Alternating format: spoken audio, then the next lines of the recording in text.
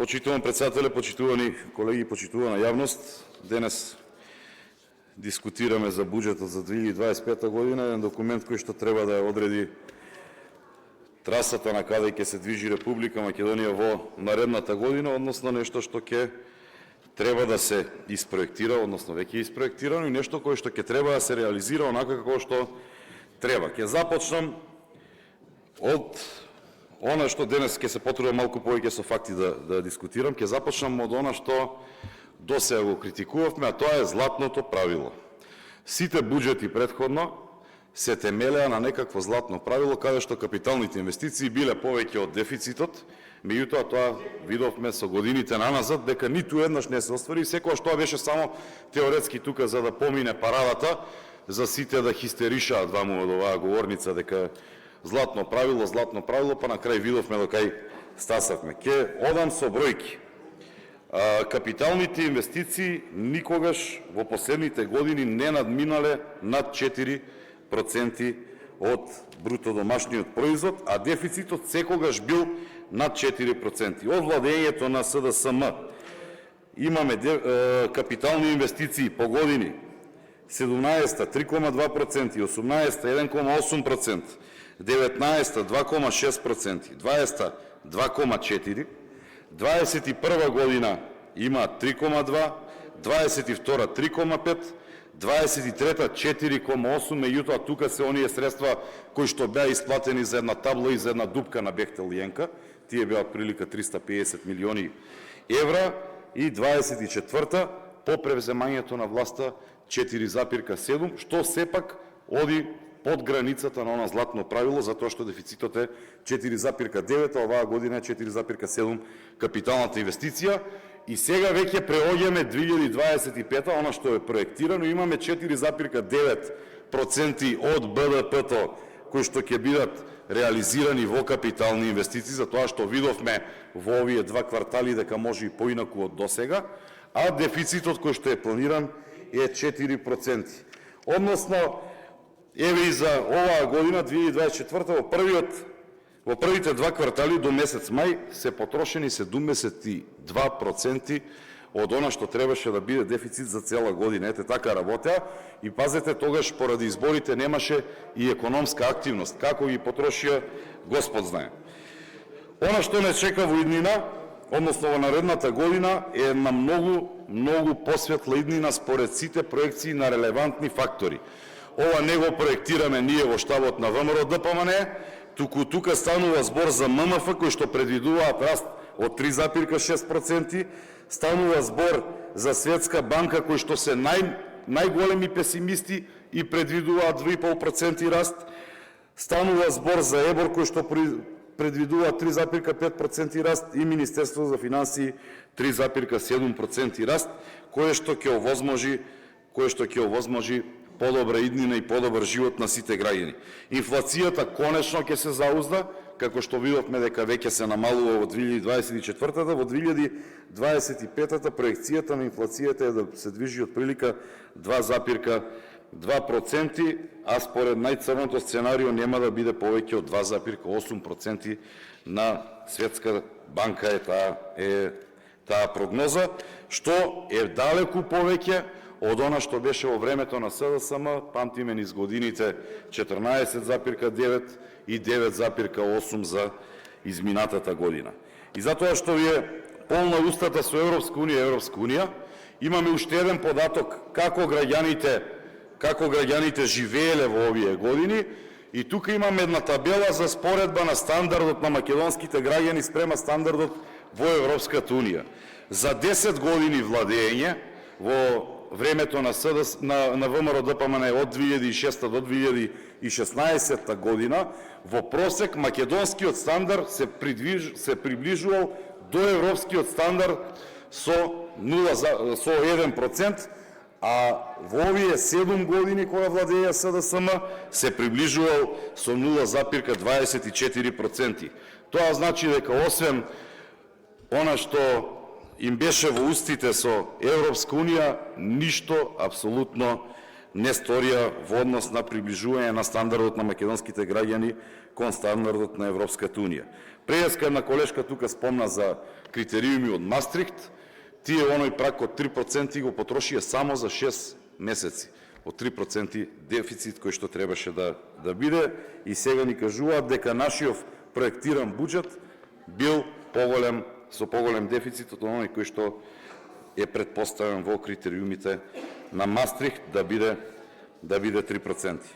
Ќе продолжам понатаму. Во овој буџет имаме предвидено средства за сервисирање на се она што треба да го покрие државата, за разлика од досега, кога видовме дека има долгови по сите основи, во сите сфери имаше долгови и кон неколку јавни предпријатија. Сето тоа е сервисирано и во овој буџет имаме проектирано континуиран раст дополнително на платите и на она кое што значи приходи и подобар стандард на граѓаните. Буџетскиот дефицит, како што кажав, се проектира да биде 4% од БДП-то, односно намалување во однос на оваа 2024 година за 7,4%.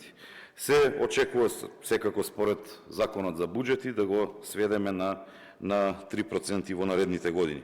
Трошењето во постковидот не запре за жал и видовме дека имаше многу непродуктивни трошоци, затоа оваа година буџетот е проектиран домакински за да може да малку од малку да се запре овој слободен пат, за да можеме да тргнеме во некаков економски раст. И според проекцијата на овој буџет имаме предвидено дополнителен раст на пензиите за 244 милиони евра, односно 2500 дополнителни денари на оние кои што ги добија во септември сите пензионери, раст на платите од 58 милиони евра, раст на трансферите за здравствена заштита од 83 милиони евра, раст на трансферите до единиците на локална самоуправа за цели 40 милиони евра, раст на каматни отплати од 50 милиони евра, раст на капитални инвестиции 94 милиони евра во однос на ребалансот и така натаму. Ке има за сите граѓани, затоа што секој еден е битен. Продолжувам понатаму.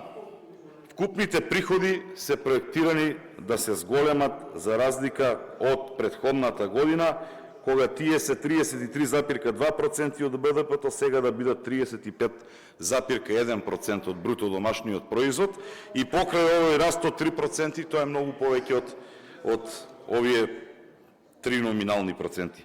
Така што видовме дека може во изминатите месеци, видовме дека може поинаку, зголемени се приходите по повеќе основи, зголемени се приходите од царина, зголемени се приходите од акцизи, имаме зголемена наплата на бруто домашен производ и така натаму.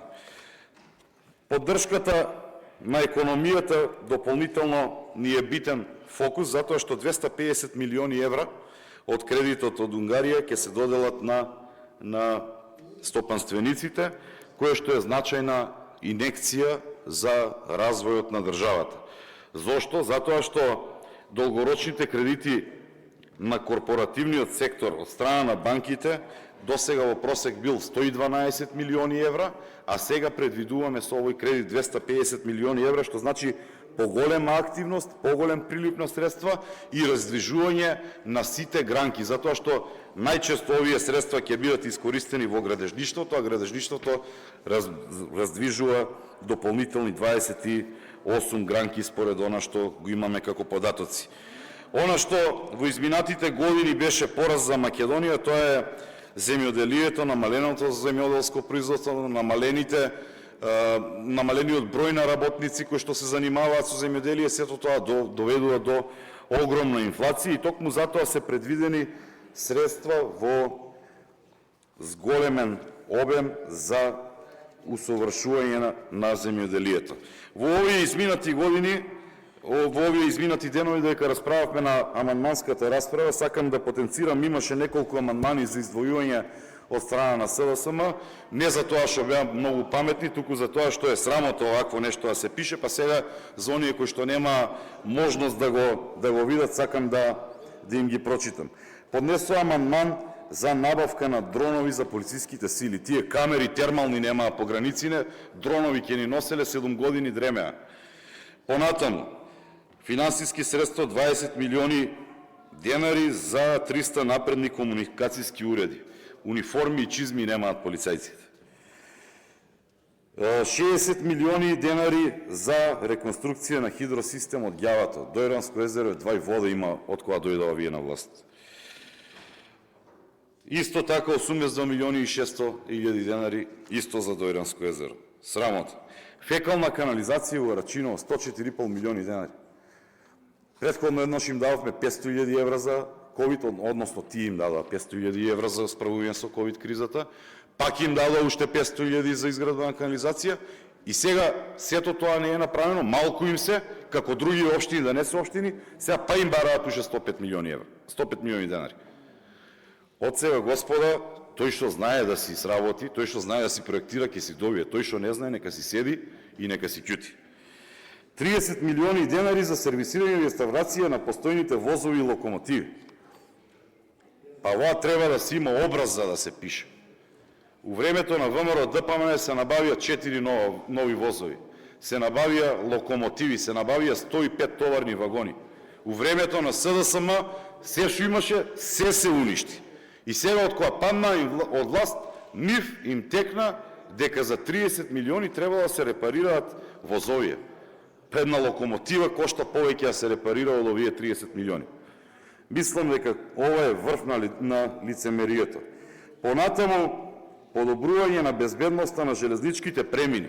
На кои железнички премини кога ќорав воз не вози низ Македонија? Кои железнички премини кога така обраснаа со дрвје и со гранки? Понатаму, откупен центар во Ресен, откупен центар у Кочани и дистрибутивен земјоделски центар у Охрид. Жива катастрофа. 7 години еден откупен центар не отвори. Имаат земено 46 милиони евра и 4 милиони евра грант за 3 откупни центри, каде што има процентна реализација 0. И сега нив им текна да отвараат откупни центри. Меѓутоа, срамотен нивен, нашето е да си го сработиме она што треба да си го сработиме. Владата на Република Македонија во подпрограмата Д5 привлекување странски и директни инвестиции ќе имаме зголемување за 395% и финансиска поддршка на инвестициите зголемување од 70%, односно ќе го надминеме и прагот на инвестиции со овие средства кои што ќе бидат вложени за да привлечеме од 1 милијарда, веројатно и уште годинава. Министерството за европски прашања програмата интеграција во Европска унија зголемување за 918%, затоа што евроинтеграциите, како што кажав преска, не е само подпишување и прифаќање на секакви договори штетни по нацијата. Министерството за одбрана подпрограма 1 модернизација на армијата зголемување за 380%, Министерството за внатрешни работи и реформи во полицијата зголемување за 237%, Министерството за правда, борба против корупција, зголемување за 28, а гледаме дека и без 28 ставаме уште сега луѓе на црни листи, се надевам дека ќе скапат по затворите таму кај што им е местото. Министерството за надворешни работи зголемување за 58 милиони денари, Министерството за финансии и капитални дотации до единици за локална самоуправа зголемување за 555%. И тука е многу битно да се нагласи дека субвенциите ќе се намалат затоа што субвенцијата како економска мерка се однесува за помош на одредена индустријска гранка или одреден сектор кој што има некаков проблем. Кога се намалуваат субвенциите, значи дека сите тие гранки кои што биле субвенционирани се застанати на здрави нозе и така натаму. Генерално, да не должам многу, сакам да порачам една работа. Граѓаните можат да бидат спокојни. Оваа влада и во овие 6 месеци си докажа дека работи домакински. Има многу добри проекции, меѓутоа не треба да има никаков страв. Со добра работа, со борба против корупцијата и криминалот, можеме да успееме да приближиме Република Македонија и да ставиме во групата на држави кои што се во развој, а не како досега во групата на држави кои што коленичат и се молат за едно парче леб. Ви благодарам.